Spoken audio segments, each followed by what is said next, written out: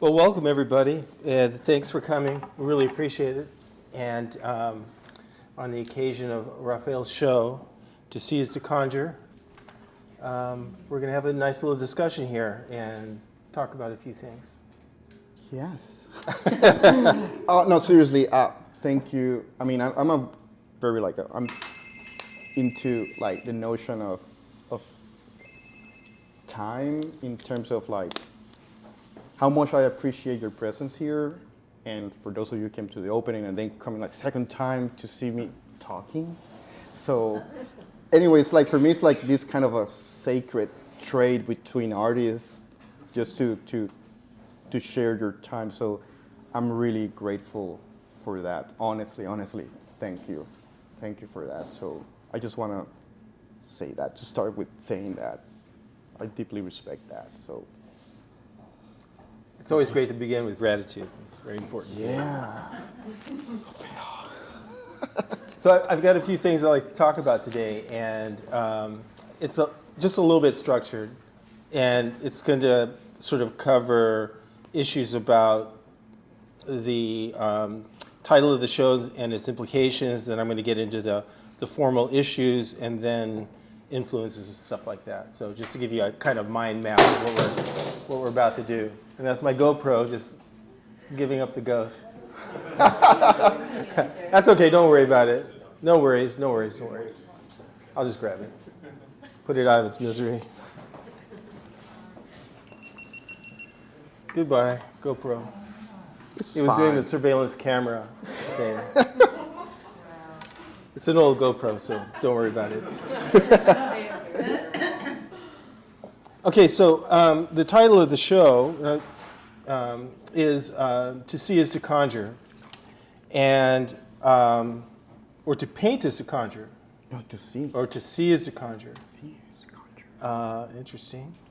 And what came to mind thinking about this is, and how to frame it, is I've been reading some things lately that bring up to mind this issue of intuition versus intellection, principally the writings of Saul Ostro in Tussle magazine of Bryce Martin, and also Thierry Dedeuve and his books, Duchamp's Telegram, and now I'm on my third book. This is my year of Dedeuve, and I'm reading Kant after Duchamp now. So in a way, I'm sort of backfilling a bit.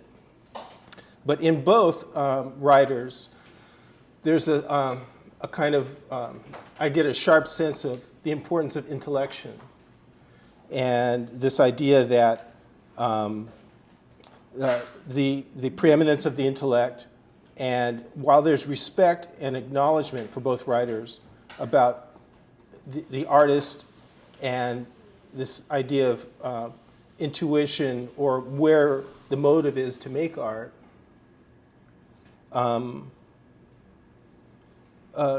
they don't really treat it in depth, because that's their stock in trade, is the intellection part of it. Sort of intellection meaning, by definition, the ability to learn and reason from sensory evidence, and the ideas or concepts that are formed from sensory evidence. So whereas intuition would be the faculty of knowing or understanding something without reasoning or proof. The other day, and coming back from Spain, I'm getting my engines going in the studio again, and I have this inability to work blindly. I'm not the artist that begins with sort of wet brush and just sort of work it out, because I believe that the first decision sort of restricts you to a path of outcomes. So for me, I need that spark, this motivation. And the other day, after walking my dog, I sat down in my apartment and looking up at a painting that I had up there, and then it kind of came to me how to proceed finally. And it was kind of a relief, but also this thing that every artist knows, I think, that's this motivation that sort of flashes upon you. And I'm getting toward the word conjure in the title.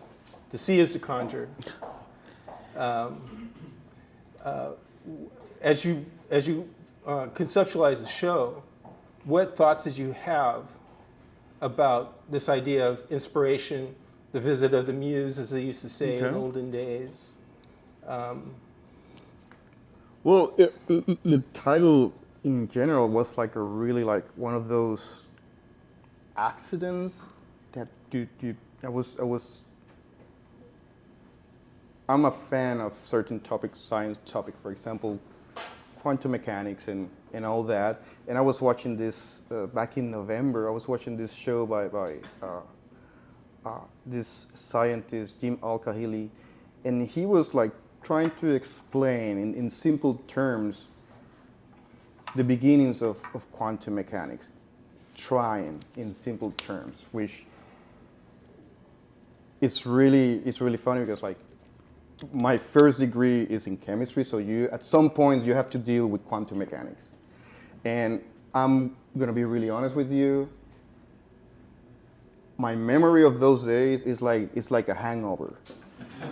No, I swear, it's just I felt like I sat down the first day, she started talking about F is equal mass acceleration, Newtonian mechanics, and then you sneeze and you're lost.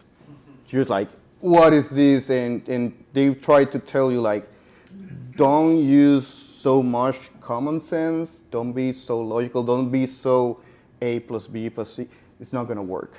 Just go into it, go with the flow. It's gonna work out at the end. So it's this massive. So that's why I'm always like seeing like, I'm always putting myself in this position. What if a 5-year-old asks me like, what's quantum mechanics?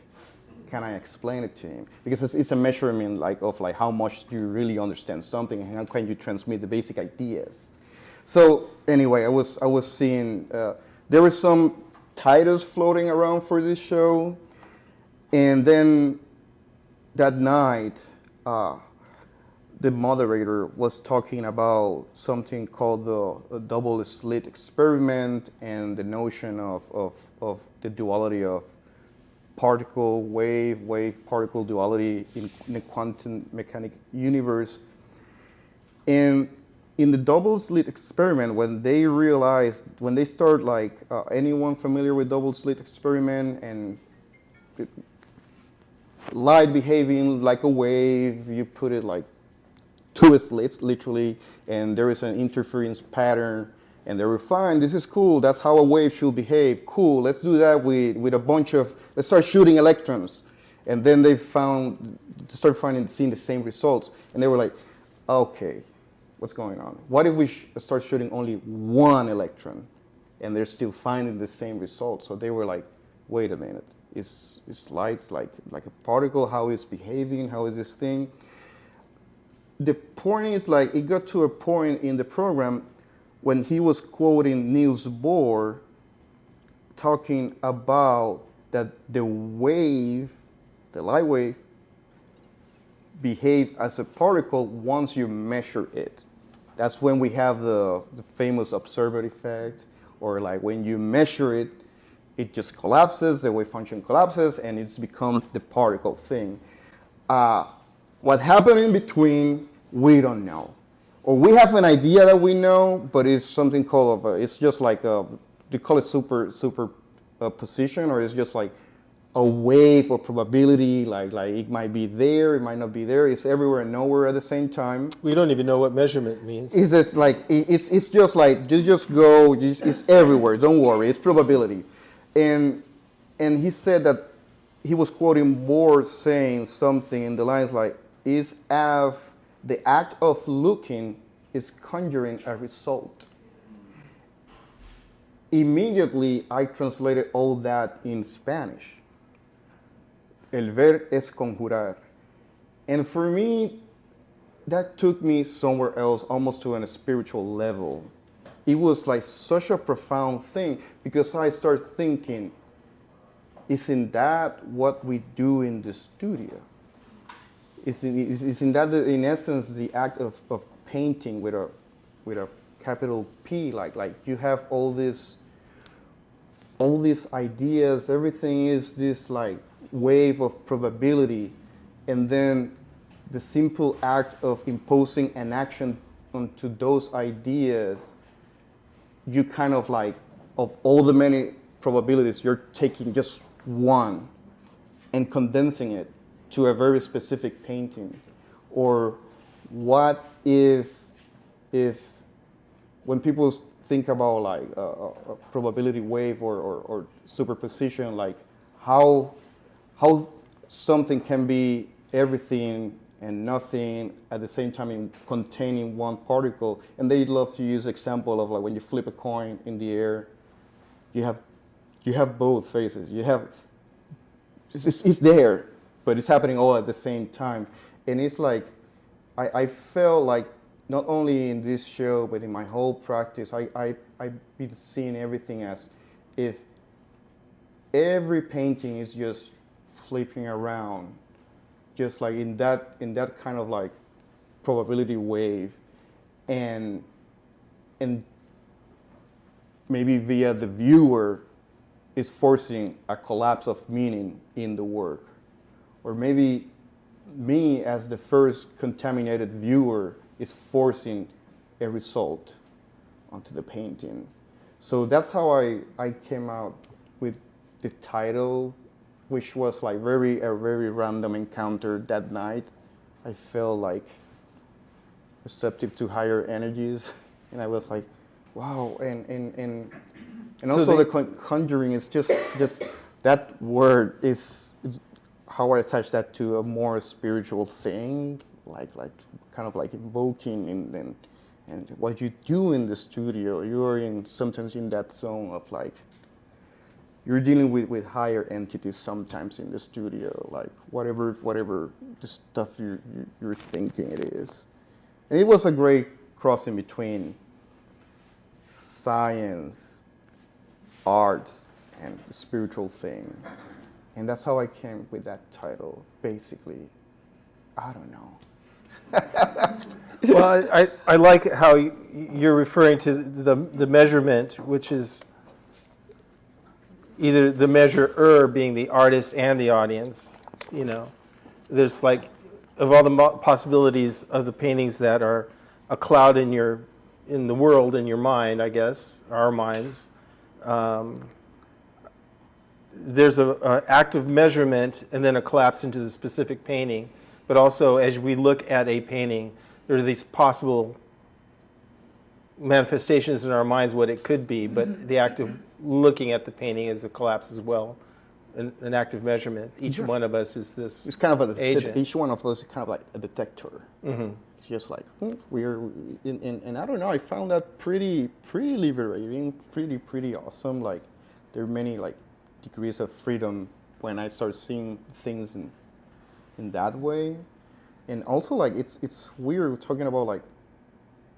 So you have this idea of a painting, but it's like, what if we're dealing first already complicated with this wave of probability, with the probability of a painting, but what if it's the probability of a painting that you don't even know if it exists? It's just like, what are you chasing? Mm-hmm. What are you chasing? There's no solid anything. So I that's why I was so I seen like portraying like the artist like literally like blind, like trying to hold on to something, and what comes with it. It's just, I don't know. That's more or less what I'm thinking about. Just use to conjure. Mm-hmm. That's how I came up with the title. At first, I was like, "This is a pretty random thing, like to come up." But it's like I have a bunch of potential titles in my studio wall. So I think I saw that. It's by the doorway. Yeah, right? yeah. You've seen that. So we have to saw that wall off, and then like those impossible titles that they would never be titles. They just be stuff on the wall. But But anyway, yes. Well, that wall is a conjured wall as well, I guess, somehow. Probably, man. I don't know. I sent. If you guys can see this, I'm going to read this to you. It was a video which I did screen captures of each one, and I think it's Lou Reed. You want to do a check, make sure I'm right. This is Lou Reed. So he's talking about the act of when things happen. So if I could just enlarge. Okay, so he says, I never felt it belonged to me. If I knew where songs came from, I would go there more often. It's a gift, of course. You have to keep your tools sharp, and you have to keep your skill in condition of operation. But the real song, where that comes from, no one knows. That is grace, which I love that. That is a gift. And it's not yours. I did a close-up of that. And it's not yours, that somber moment where you realize this inspiration that moves the ball in the studio. It's profound, and it's something. It's a grace. I feel grateful for it when it happens. Like the other day, I sat down after walking my dog, and then I had the go light finally. I knew what to do, you know. For your works, for these works specifically, these are a body of work in a span of time, a chunk of time in your life, right? Is your work a continuous thing from one to the other, and we're taking a slice out of your life, or is this a coherent inquiry in which one of these is the first painting, and then one of these are the last? I don't think it's a first of a last thing. I think it's the first option that you said. It's like, I call it like you can have like this genealogy of shapes and forms that keep like resonating and vibrating all along the timeline of my life. So it's always going to be, there's always going to be some general stuff going on, like. Oh, that's the difference between you and me, actually. Oh, okay. Because you work with a group, like say whatever this number is. Okay. Right? I mean, you have, what, 12 or 20 at a time that are going on? And that you could do something here. It's a great way of working. Now, I work, for example, in most of these paintings. Not all of them. I work one at a time. So I guess normally I started like from a year, like maybe I think it was 2016, 2015, where I like to lay down on the floor like several panels, either like canvas or wood, and then I started to working with them like all at the same time, because I was having this issue, like, you have in your brain this impossible painting, this whole probability in your head. You start working in panel, let's say panel A, the first panel, but then you are confronted with the issue of like, whoa, what's going on here is really interesting. What should I do? Should I stop? Should I start taking photos, document it, and trying to repeat it? Or should I keep going full blast with a plan of what I wanted to do, no matter if it's successful or not?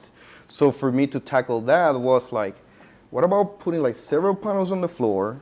I start with A, and then if I see something really interesting in A, two options. I either stop there, then jump to B, and I adapt a mentality as if I was making the first painting on B. Or I see what's going on in A, and I try to repeat it in the panel B. But I fail, because at the end... Because the particle hits a different part of the detector at that point. And also like yes, you can repeat the shapes and the forms, but you cannot repeat the moment of encounter, the grace, that part of like, boom, whoa. So it's always like this, like trying to find that moment of encounter on each panel, and it's been really like helpful. And then at times I then start chopping, cutting parts, transferring those parts to different panels, and do like, it's like, again, having like different timelines of the same painting all over the place in one place. It's like a many worlds theory, you know, because each one is a different potential. You discover something in one, you try to repeat, and then and it's always going to take you to somewhere else. There's a chain reaction, which you keep everything in play. Yeah, right? and you have to let yourself to be surprised by the stuff you make. So I mean, that works for me. It works for me. I feel like I feel I can. It's like a multiverse theory going on, and it's like at the same time, I can do that. I can feel comfortable with that, or something like that. So I'm smiling because I'm about to ask you a question that irritates me the most when I'm asked. Right? Okay. So the when are you done question. Moan. Moan. But you've got many paintings in play. There's must be a sense of saturation with each one, right? I think there's a maximum. And there must be beautiful things that you find you don't want to destroy by changing the game up, maybe. I've worked Japanese artists. I'm trying to. I can't remember his name, unfortunately. Great guy, but we worked together in his studio one day, and he's a spinner. I'm not a spinner. I like to keep my stuff static. I like the commitment, but he's a spinner in a way. Are you a spinner as well? Do you like to? You flip and then you change orientations and. You mean like physically changing or what? Well, what's up and down, I guess, has no meaning. I guess, right? In your practice. They're just all potentialities until you arrest them and say this is done. It's the thing like this kind of like the educated intuition. Like that you keep doing something so much that I don't know. There is something that tells you like this is it, and just leave it alone. Because also like there are like levels of distance with your own work, in terms of like how skeptical you're going to be about what you're seeing, because you have to understand too, like at the moment you can be really positive about it, but you can be really unfairly vicious about it. Like I don't like it, I hate it, and then maybe that's the way to go. So it's and also calibrating that distance is the thing that will again is what happened like beyond the painting, that is create this relationship of like maybe not, maybe yes, I don't know, and I put that like into the distance, the skeptical distance, and then the vicious distance, and then the right distance to your own production, and somehow when you keep doing it, there's also a development of character for each one, right? Yeah. I mean, yeah, I hope. I imagine one of these, once you do a rotation or something happens, you kind of want to hold it right there. You want to stop. Yeah, and even like when I'm not, which is I think it's normal with every artist, like that you're not like 100% sure. I mean, I think there is a lot of being tentative and being like, walking on eggshells when you're in a studio about stuff. That informed the next one and how I'm going to approach of those panels, how I'm going to be like, this is it, because that one is telling me that this is the one. I always like try to have one panel that can be the maximum, when I can say like, oh, no. This is not cool. Mm-hmm. Let's go more simple. And when you arrive at that, you pull it away, and you're working with the remainder, or they're all in. It's all a group. They're all still influencing each other. And you're saying you have them on the floor. Principally, yes. they're. Yeah. I have them on the floor, and I think when it comes to influencing, it's always like that's what I call how they vibrate next to each other. It's just like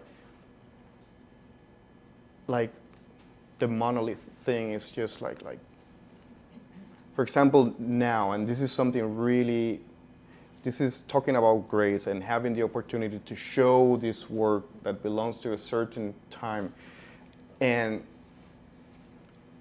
from their point of view, I might be a visitor from the future, and looking at them now and looking at the work that I'm doing now in the studio, I feel like they're like vibrating a lot. They're coming like alive. They're coming like it's kind of in this weird like entanglement happening, like this is like telling me something, and this is pointing to something else.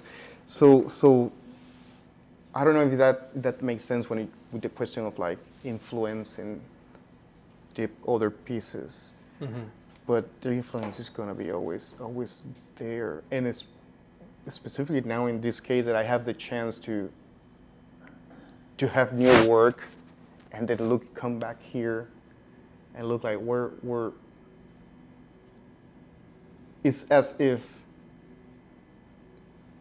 this show, yes, there is a viewer, and the viewer has questions and all that, but it's like, in my case, I feel like maybe this is about like questions to Rafa.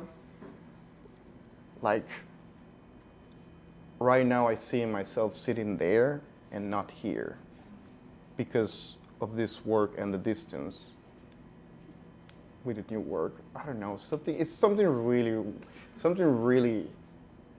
weird is happening in my brain. Every time I see this work, it's just like, it feels like, because it's not like it's not like, you see a lot of shows and stuff that is like right out of the oven, like super hot, and the artist still like, here there is distance. And then seeing it now with this certain distance, me as a visitor from the future, according to them, I think it's really beautiful. I don't know, I'm relearning a lot. It's like to paint is an act to relearn how to see. So this installation has you coming away with something different than before. Yeah. Even the way so it's like I tell everyone, like, go to my studio and start asking questions like, hey, I have to tell you, like, I'm gonna say something today, but if you ask me tomorrow, might be completely different. Future you might disagree. Yeah, because it's like how many synapses just start to create in that moment that will affect future answers. So I think that the same thing happened with this. Like, coming here is like, oh, how I'm going to, at what distance I'm gonna stand from the new work. So it's kind of like, it's a time thing going on. So the probability cloud's still spinning then. Absolutely. No matter how much you do the measurements, there's still a probability. It's like having like a polymer, and then you have like a free electron, and the electron is just running all over the polymer. It's like it's delocated. So everything I feel like is delocated. It's just like, and then or the typical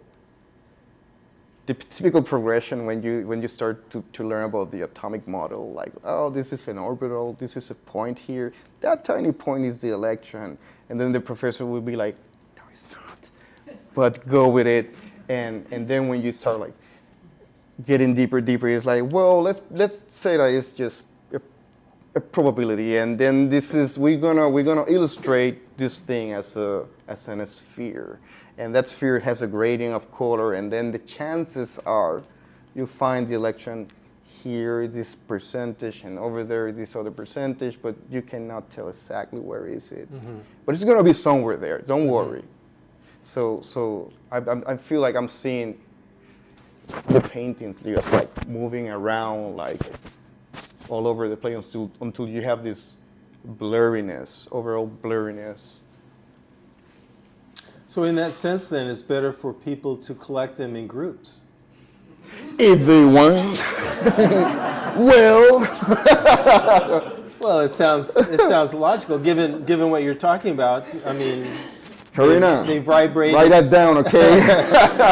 They vibrate against each other. There's relational things. There's probability things. I mean, if you want to get full strength, Rafael Vega in your home, or in your collection, I think it's wise to have more than one, at least, to get that vibratory thing going on. I know, just to put a nice little bow on this idea of inspiration, or the muse, this intangible thing, the conjuring aspect of this. it sounds like I have to drop this my preconception. It's loaded by my experience of this very linear thing. The moment of conception, the moment, the final moment of realization, and then the work is off to its destiny somehow. For you, it's not linear that way, and it's this probability wave thing is it's an all-pervading metaphor for not just making it, but viewing it and the destiny of these works wherever they're going. This narrative is of back to the grace part, back to that moment of inspiration is always possible for it to manifest at any time, which is very nice. I'm coming away with something new, which is nice, not to rest in my preconceptions. So let's talk about the formal aspects of the work, because I have some ideas about geometry I want to lay on you here a little bit. I have to read a little bit, I guess, to get it out correctly. The geometric laws, I look at your work and I think I'm looking at a lot of geometric laws that are derived from the rectangular format of the stretcher. I mean, I believe that you and I are like kindred spirits in the sense that I call it the Riemann protocol in my universe, right? That everything has plastic potential. The assumption of the rectangle, it comes so loaded just to accept it. I think that what I've been trying to do is open up another channel of production where I'm like applying the plastic possibilities all the way to the nail on the wall, that everything is possibly plastic, and I see it here. But the difference between you and I in the sense that you're accepting the stretcher or the panel as a given. It's static. For me, it's malleable, literally. So, but for you, you're accepting its format as and I see that as possessing a set of, in a way, inherent geometric rules and laws that those laws seem to be. I'm looking at the diagonals. I'm looking at everything that you could derive geometrically from this rectangles, and they seem to be inverted, and in some way, there's a kind of abstraction versus if you think of abstraction versus the pictorial, it's in a way it's a tableau of the geometric force field. You know what I mean? It's like the geometric rules are kind of inverted, and they become a picture in a certain sense. Okay. I mean, there's a thought that I had about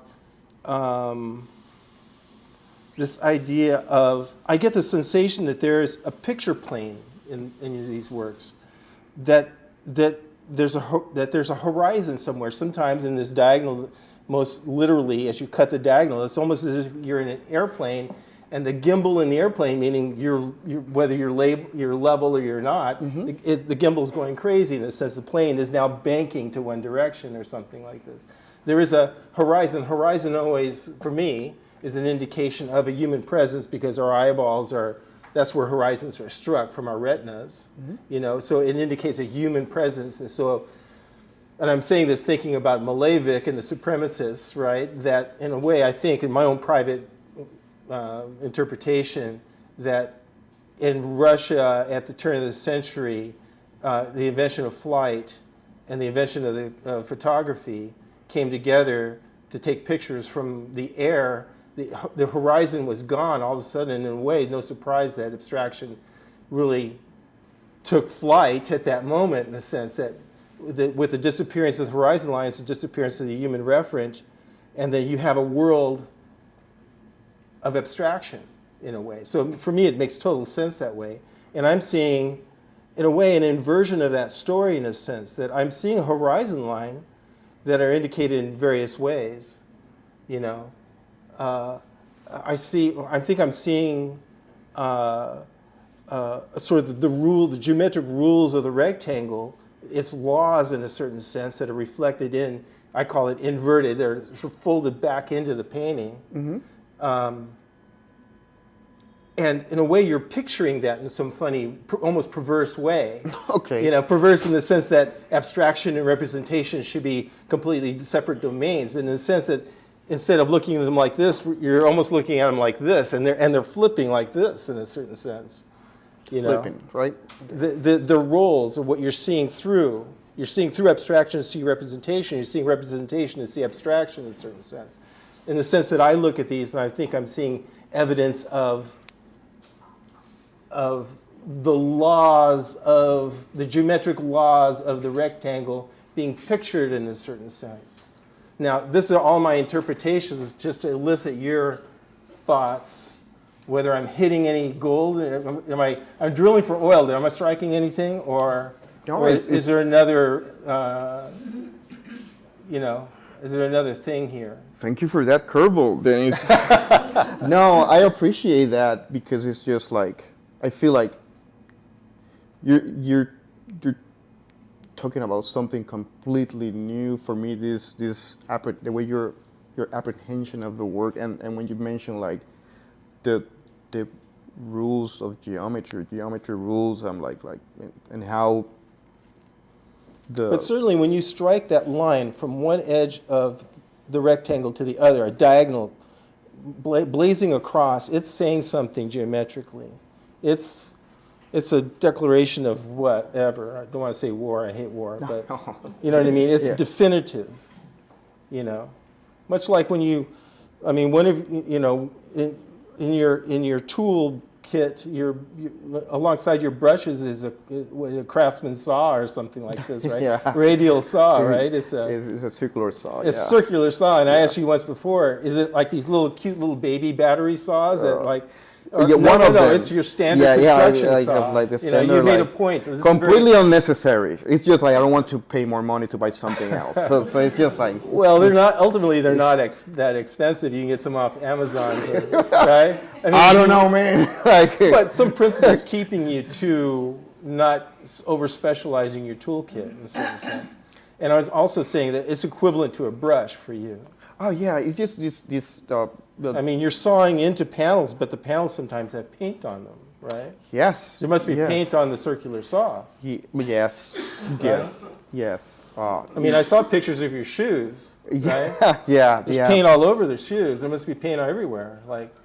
But when it comes to the tools, I'm trying to be just like my dad, like keep everything pristine and nice, and you don't want to have like aqueous medium close to a lithium battery stuff, so it's not recommended. So when it comes to tools, those kind of tools, I'm trying to be more disciplined.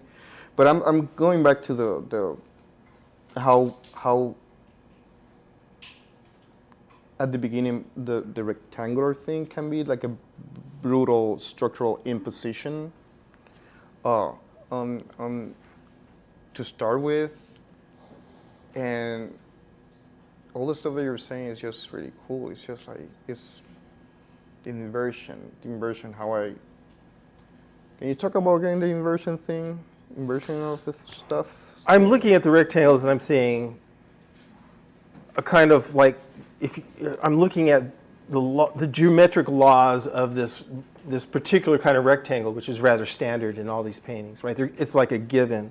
And within this panel, they're not pre-made. I mean, are you having them custom made, or are they? No, it's just pre-made. It's just like you just like go to off the shelf and you go, right? Sure. So, but within this panel, it's a set of assumptions and geometric derivations. There's nothing.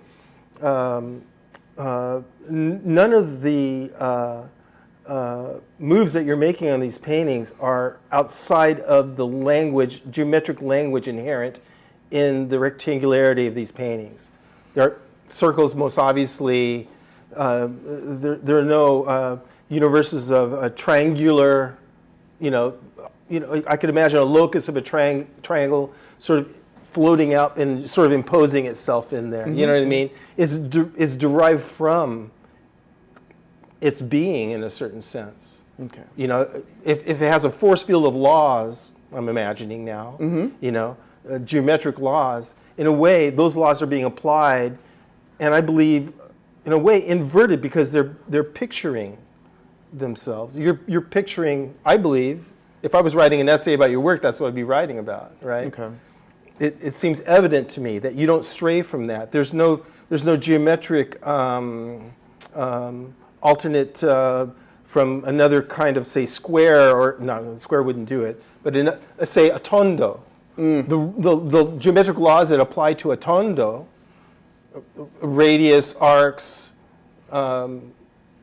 those issues don't apply to these works, and are not applied for reasons I think are inherent. I mean, in a way, you're not just complying to the laws inherent in these works geometrically, but you're in a way exploiting them in a certain sense because they belong to each painting.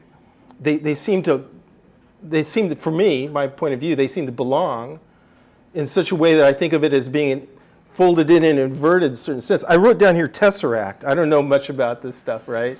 But the idea of another dimension that you see reflected in this what, 3 dimensions? This is 3 dimensions or 4, I don't know. Tesseract's 4 and this is 3 or something like this. But an extra dimensional thing that's reflected in a lower dimensional reality. In a certain sense, I think I'm seeing something like that in a sense, right? And it doesn't seem to me that it's arbitrary. It seems to me that there's not a rigid rule set, but a logic in a certain sense. And it helps me to think, and I find it very rich to think about it in terms of the pictorial as abstraction versus representation. The picturing of abstraction is a kind of perversion of the purity of abstraction in a certain sense. I like that. And this idea of the flipping of these two, I like that too, of kind of that vibration happening, So I guess I'm coming out of like left field or something like this for you, right?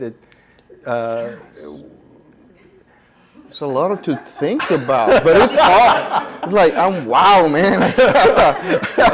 Wow, pass a joint, man. Let's go. And this is this is something really, really, really, really interesting because it's just like this is a great example of these chances of like you coming out of dropping all of that, and I'm gonna be like, I'll think about it the next week. I mean, like I think about it like especially the inversion thing and this thing like mirroring the other through that inversion, I think is what I. Yeah, I think of traditionally it's common to think about abstraction representation as like completely different domains that never, the twain will never meet type of thing, and I'm kind of seeing it like this. I'm seeing it from. I like too that there's a mixture of the two. In a way you're abstracting the pictorial dimension or picturing the abstract dimension, That's well said. No, go for it. Yeah. Remember that. Oof. I need to think, man. Okay, that's cool.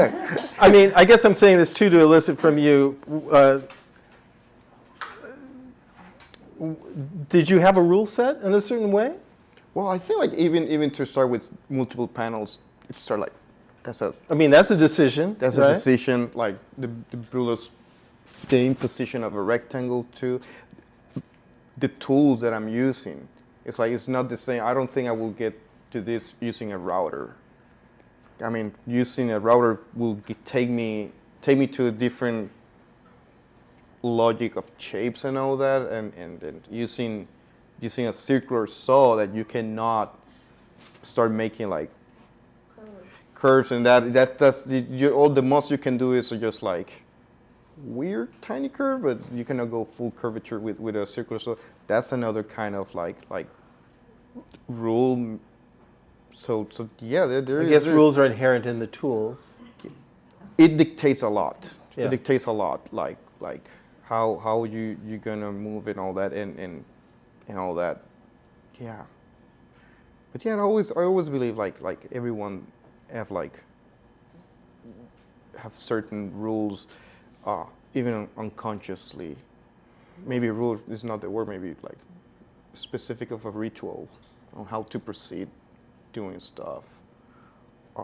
Even the adding to the multiple panels on the floor, like the thing of like stopping here, moving over there, moving over there, like, and then maybe potentially cutting and switching, flipping things around, where everything is this state of hovering images all over the place. That I see that, I don't know, maybe like a rule, but it's becoming pretty standard. So it's part of it. Mm-hmm. It's part of it. When you mention rules, it's just like, it's kind of like terrifying. like rules, man. Like how. Oh, how heavy, man. Yeah, because Yeah, it's just like the policeman. pretty. It's just like it's should we call it them like guidelines or reference points on how to. Well, you know, you came from chemistry. I mean, there's, you know, I mean, I don't want to call them rules. It's but, you know, wild. You should be aware of what Yeah. electron orbits and polymers or something like this, right? I mean, it doesn't happen willy-nilly. Things happen, you know. You sure? Do they? You sure it doesn't happen willy-nilly or something? It's wild. It's a wild business, chemistry. So I know there's clouds of probability, but they do collapse within the constraints of the system, right? Yeah. When you drop the ball in the inclined plane, it only does what the inclined plane will allow it to do, or something, right? Something like that, yeah. So in a way, the inclined plane would be your circular saw, or the. There are many other Well, we can go conditions. There are many other conditions. Right. Conditions. Right, Or the horizontality of the floor. And how much you can reach, like, because it's on the floor. What if I have a bout of sciatic nerve pain? Yeah. Sounds stupid, but that limits a lot. How you approach that surface sounds very like, oh, that's not intellectual, but it has a real effect in the final picture, in the final thing. It matters.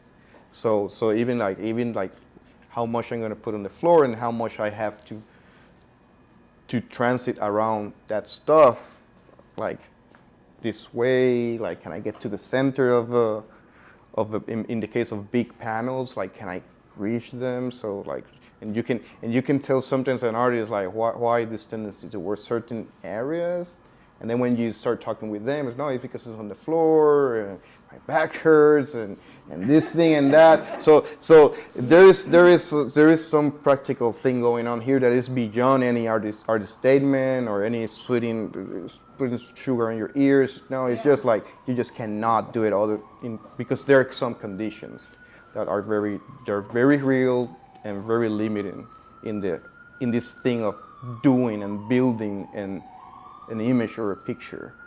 So yeah, that's why I feel like there are conditions. There are conditions that some way or another kind of like impose certain their will and even like, and although it's not like it's not like a deterministic thing, but it's just like I've always liked to think about like how the will of those conditions and your will about what you want to do is when you start maybe creating meaning in the studio and in the work. I don't know, something like that. Well, as you're talking, I'm thinking about the whole thing about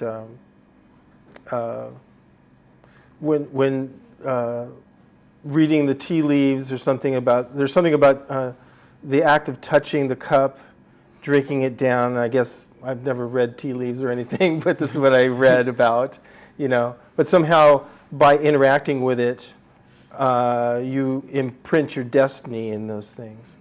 You know, I don't like tarot or anything, but I imagine there's something about cutting the deck, and by cutting the deck, you're imparting your destiny into the deck, and then when the cards are distributed, you know, there's something about that as you're talking. I'm thinking about this because the sciatica, in a way, you can look at an artist's work and sort of determine Well, San Francis was working around the perimeter because it was such a large painting, is working horizontally, and he's working with very liquid stuff. I mean, you could start to do a forensic CSI kind of thing on an artist's production and start to discover a lot of things along the way. So I guess that's what we're talking about.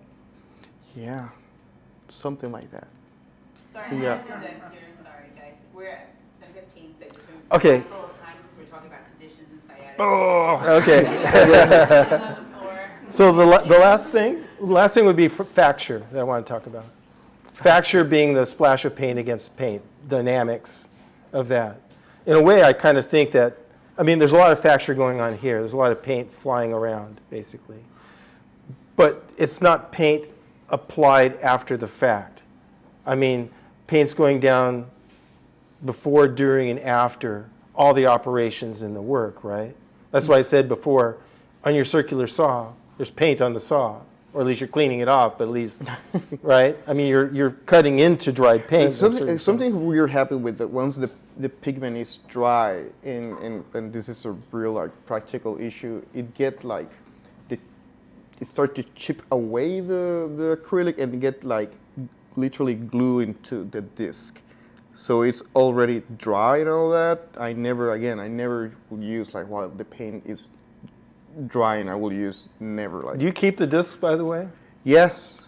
Oh, it'd be nice to see, I keep right? using the same disc because it's dangerous to use it. Like it kick back at time. It doesn't like cut the way it used to be, as sharp it used to be. But also like this wearing out give you a certain final quality of the cut, especially when you like cut areas that already have dry pigment in it, and yes, it's not recommended, but it has like the chippings are like very, very particular, like even when there's no pigment on the surface, it's really, I don't know, it gives you the same like zigzag pattern that you see on the canvas. You feel that on the cut panels too, like this bunch of tooth and stuff. So yeah, something like that. But I just wanted to establish very well that the facture that we see, the splash of paint against paint, is not incidental. It's not applied on top. It's not at the end of an operation. It's coextensive through the entire creation of the work. process. Right. Yeah. At least I mean, you're getting paint wet all throughout the whole thing as you're doing these other operations, right? sometimes is first the cuts and then to paint on top of the cuts. Mm-hmm. And that create like all this thing about how the medium start to bending and buckling, working around the surface tension of the wood. Something is like that, and in other occasions it's just like once the painting is right, I just go on top of it. So it's just like, again, different timings. So it's I don't know, it's something like that's the great thing about having multiple panels. Mm-hmm. That you can be like like you can go for it like and do it. Sounds good. Well, with that, any questions? And we can, Riyadh. Congratulations. Thank you. So I kind of have like two questions. One's a question, one's a comment. The first is, I guess, what was the problem that you initially had that you needed to disrupt the surface by cutting into it? Because I've been following your work, and you know there's always this kind of disruption to the surface. I wanted to know where that came from, what was the problem, and then the second, it seems like in looking at the work again in this body, there is a set of vocabularies that you've established. There's a center there's the diagonal cuts, there is the indirect way of painting in that it's more like detritus. It almost seems as though you're using a methodology that like Ryman had started with, where he sort of reduced and stripped down painting to the very basic elements: paint, surface. Are you thinking about the paintings in that sort of way?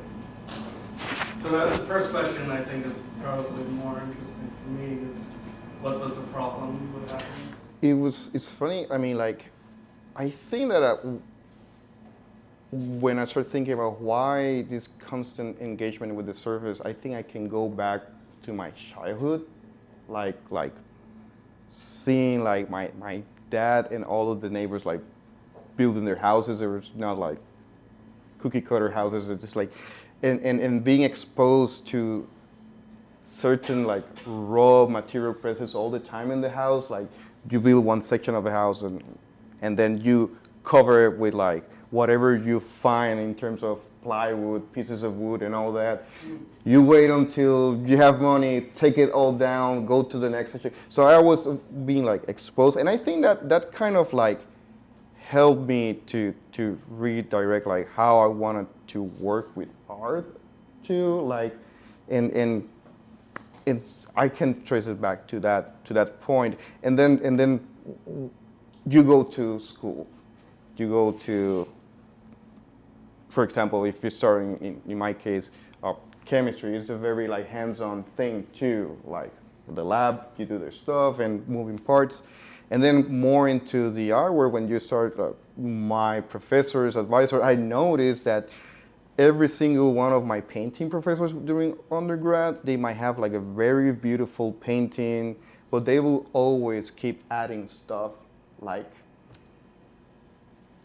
put it on the surface. There was always like, they were not at peace by just having just a flat surface, pictorial space.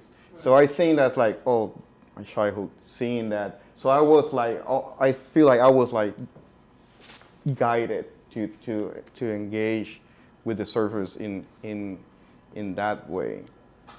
And then you go more educated and you start finding the work, for example, someone like Rafael Quiñones Ortiz, and destroying pianos all over the place and all that. That was a revelation. And other artists in Puerto Rico, it's just like, there seems to be this vein of like, always, let's reshape this. Let's reshape this. It's not like just a passive thing. It's not about just this visual Rubik cube. It's just like, there has to be something like the painting want to jump into your existence. So I feel like that was crucial for. But it's also held back because while the surfaces get folded and you're cutting into it, it still retains the rectangle format, right?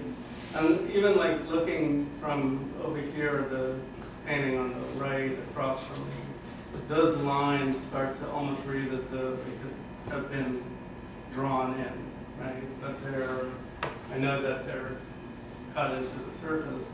So I guess what is the problem? What is the problem you have with the surface? I think that I want them like I was saying, like I need them to be somehow a little bit more active. Like I want them to communicate more, even with the viewer. That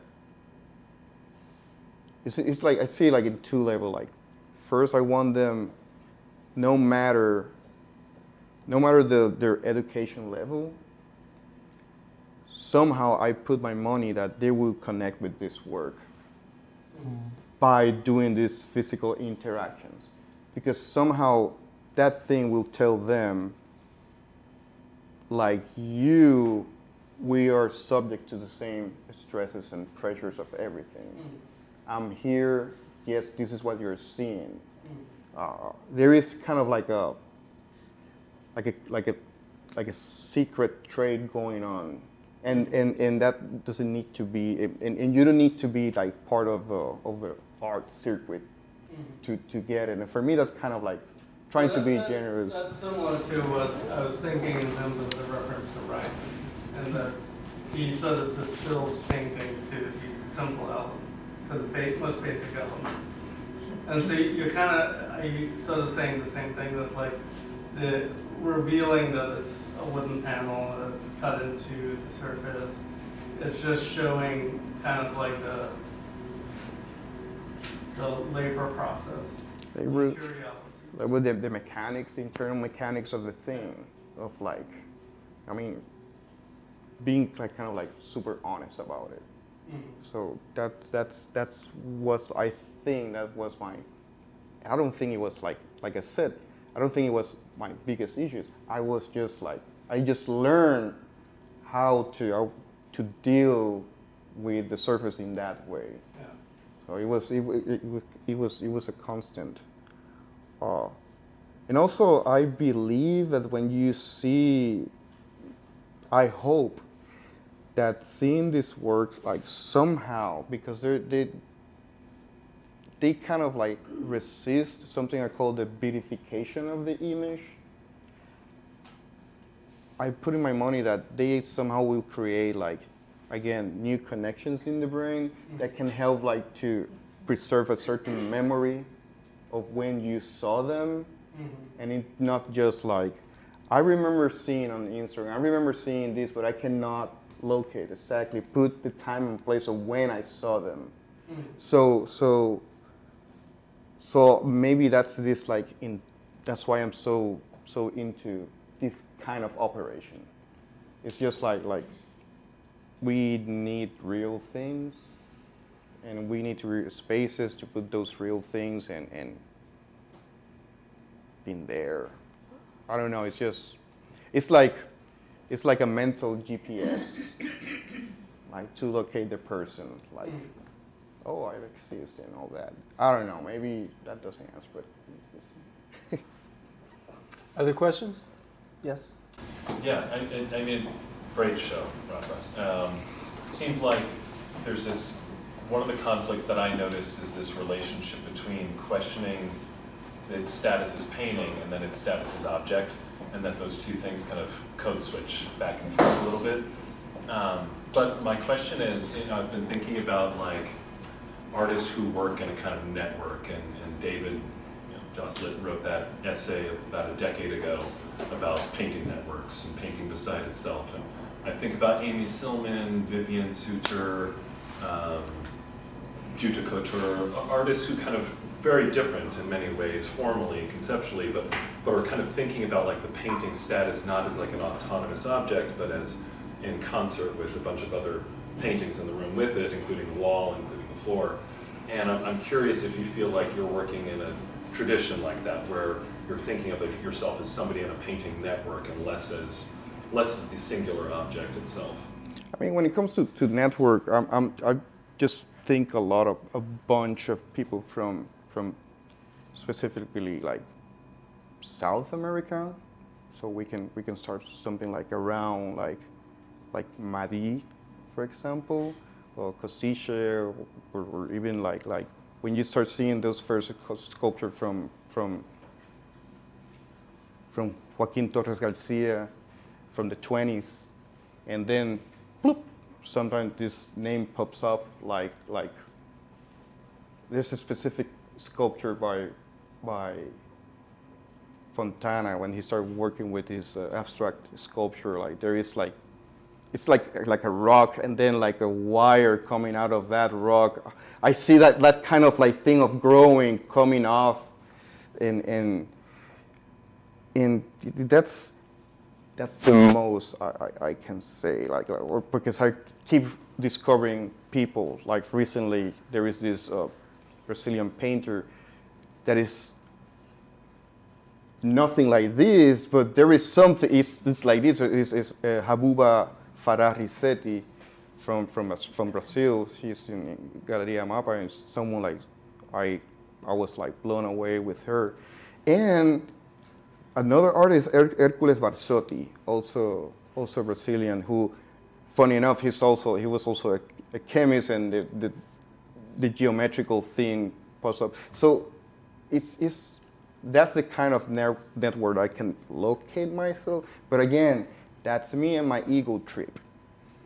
It depends also, like, the view, what can you see? You maybe see something else, or a bunch of different networks around, but maybe because of my cultural proximity and what I was exposed, like, which is a great advantage to be exposed to those names, those people.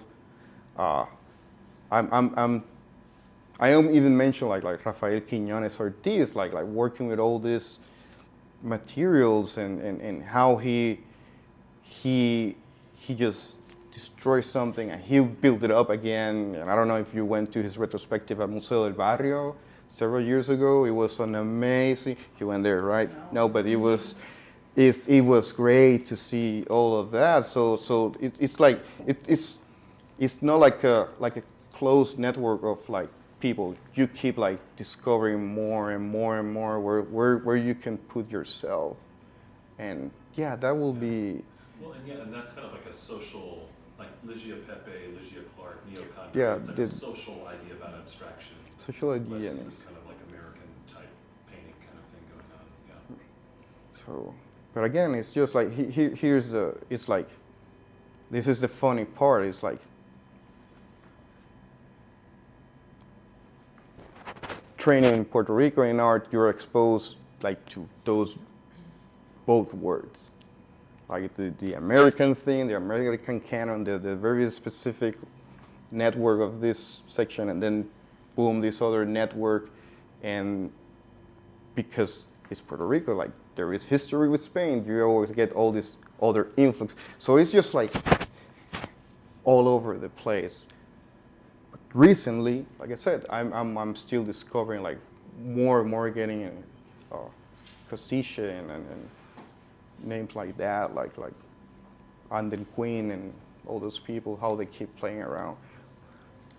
There's more. I feel like there's more joy with the way they were working with the shape of the support and all that, but there is this. I don't know. There might be something there. So, I don't know. Kadar. I keep thinking about failure in relation to Mm-hmm. your work, both in how you were describing your iterative approach with like panel A, trying to recreate panel A, panel B, and panel B into panel C, and how there's an inevitable gap between the two, and how there's failure implicit in that. Also in relation to how you treat the surface and the sanctity of the surface, both the inability of paint to be enough, so you need to cut into it. You need to cut the canvas because the canvas is enough. And I was wondering if you could kind of, if that's something that you think about, and if that's something that you could speak to. Well, when it comes to failure, I always think about failure like in a very way that I'm not thinking about failure, because I take it as it's part of it. It's, you know, like the thing is like I don't want to fall into the theatrics of failure. Yeah. You know, like sometimes I think like no, for failure to be failure, there has to be a real intense sense of a goal. There has to be a process, a morning, and like and all that, and it just happened. But it's again like it's like it's so embedded and so part of the process that I don't even think about it like the main thing. I'm not thinking about it. Because it's just like you get used to it, and it's not only me. I'm pretty sure everyone here, every painter here, is just goes through that. And you were saying something about the surface. Well, I think there's like, what's the right way to put it? By failure in relation to the surface, meaning that there's an implicit like dissatisfaction with kind of what you were talking about earlier, Dennis, about the like sacredness or the kind of parameters of the like geometric, the panel's not enough so you cut into it, right? Or turn it around, or the canvas isn't enough so you like fold it and chop it and then paint on it again, or like the brushstroke isn't enough so it needs to be a brushstroke on a piece of canvas that's then cut into or then reconfigured or then manipulated in some other way. And so like I think that isn't about failure in your process, but like the failure of the materials, right? Or like the lack of materials. It's kind of like dissatisfaction with a certain kind of Yeah. limitation that one or the other offers. Yeah, exactly. Okay. Yeah. I mean, like seeing that way, like I said, like since I was in training, because we're getting training, that there was like not only me, like there was a long change of dissatisfaction regarding about that service, and yeah, like it was a very common thing. Like it was like this thing can do more, it can do way more. Oh, there is a mental aspect, but also there is like the physical aspect of like it's like using paintings and the way you interact with it as an evidence of being, of exist, and let's touch it. Let's let's reach out and let's look at each other. So that's it. Well, thank you, everybody. Thank you so much.